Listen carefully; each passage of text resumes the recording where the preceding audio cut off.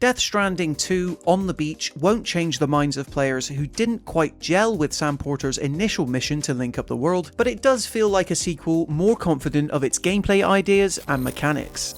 Part of the allure with the first Death Stranding involved trying to work out what it even was. Here was Hideo Kojima's first game since his very public breakup with Konami, and instead of making a Metal Gear Solid also-ran, following months of mystery and speculation, the game ended up being distinctly singular in design in that love it or hate it sort of way. There were weapons, but you were encouraged not to engage in combat. It presented a beautiful wide open map, but it's not populated by much. It was 40 plus hours, but what you spend doing in that time was mostly repetitive. In other words, it was the opposite of what players coming off 2015's Metal Gear Solid 5 The Phantom Pain likely expected. In other words, it was distinctly Hideo Kojima. Much of this is also true for Death Stranding 2 on the beach, which is a sequel that throws out very little of these divisive ideas and instead doubles down on much of them, only this time to tell a very different tale about connection. I've played around 25 hours of Death Stranding 2 so far, which is enough for me to convey the kind of experience the average player is in for, but not enough for me to give the game a score. In this sense, you can be totally assured while watching this review that it will be free of spoilers. It just also won't be definitive, that'll come later. For now, however, what we have with Death Stranding 2 on the beach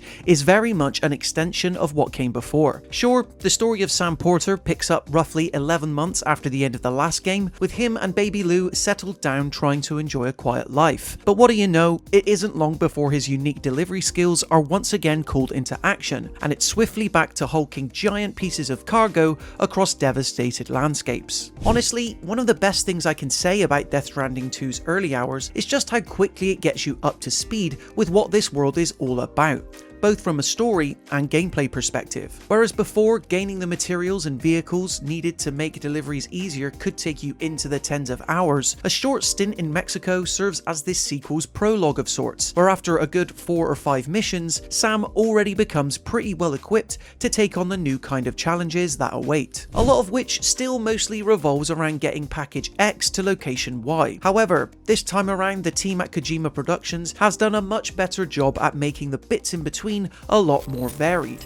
Aiding this is the gunplay and stealth combat, which plays much more of a larger role now. Whereas before, BTs, or beached things as they're known in universe, were something to be snuck past and feared, Sam now has a way of fighting back against them, be it in the form of throwable blood bombs that will see the floaty entities slowly burst before what's left floats up into the sky, or more traditional firearms that are functional but will see their health tick down far less effectively. Instances like this felt fleeting previously, but Death Stranding 2 conjures up multiple reasons and incentives for jumping into such intense combat scenarios head first. One mission, relatively early on for example, forced me to abandon much of my cargo in order to pick up and rescue an unconscious ally located in the heart of an active military base. It's here where I can firmly feel shades of Metal Gear Solid 5 The Phantom Pain bleed their way into the Death Stranding rigmarole, as I'm afforded to alert everyone in the base and gun down them all, or plan out my exact stealth route using the analytical functions of new companion Dollman, who in addition to being a wisecracker,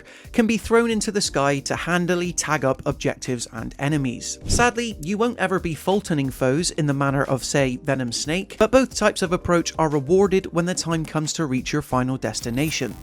Obviously, in addition to new weapons, tools and gadgets, Death Stranding's big new draw is its new location, Australia, because as if linking up all of North America to the chiral network didn't prove enough of a challenge, there's plenty more that await when trying to link up this whole continent from east to west. It's a region similarly fractured due to the titular event that forced Sam's hand before, and it results in a map that's equally diverse in terms of its layout and landscapes, but also much the same in terms of how you must overcome it. Big rocks standing in your path, prepare to arduously climb. Massive ravine cutting off your route, you better have packed a ladder to lay down across it. Navigating such paths will no doubt become less of a chore once other players start building their own and contributing to existing structures. While new ways to traverse are dished out sparingly in these early hours, a few mechanical adjustments have been made to make the process less irksome. One of these is a giant ship that contains most of Death Stranding 2's ensemble cast, the DHV Magellan. It makes fast travelling around the map map to certain points much easier since you can hop into it at one of various landing points, and its garage means being able to deploy a guaranteed mode of transport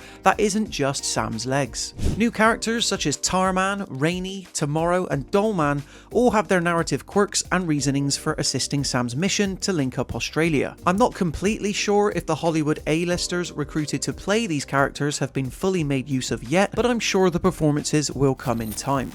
So far, Death Stranding 2's main arc is touched upon just as infrequently as it was in the first game, with small narrative tidbits dished out in between large traversal missions. Having said that, when the big story beats do hit, they hit hard, regardless of whether it's a set piece centered on the comeback of Troy Baker's maniacal Higgs, the hint of an alternate universe, or something as simple but important as the reason for Tarman's missing hand. Boss fights in Death Stranding 2 have been particularly mind-blowing up until now, gripping me from start to finish despite the rather traditional shoot here to do the most damage task at hand. Needless to say, Kojima knows how to draw the eye during big battles. Finally, I can't wrap up my review in progress thoughts without mentioning just how drop-dead gorgeous Death Stranding 2 is, even when running on just a base PS5. Rocky landscapes contrast wonderfully with impressive lighting to easily render this one of the most beautiful open world games I've ever played. Such beauty is what largely makes up for the map and story's vast moments of nothingness, where I'm able to lock in on a delivery, being careful to mind Sam's footing against the backdrop of an emotional track by, say, Low Roar or Churches. Death Stranding 2, much like the first game, can be ponderously contemplative due to how easy Australia is on the eye.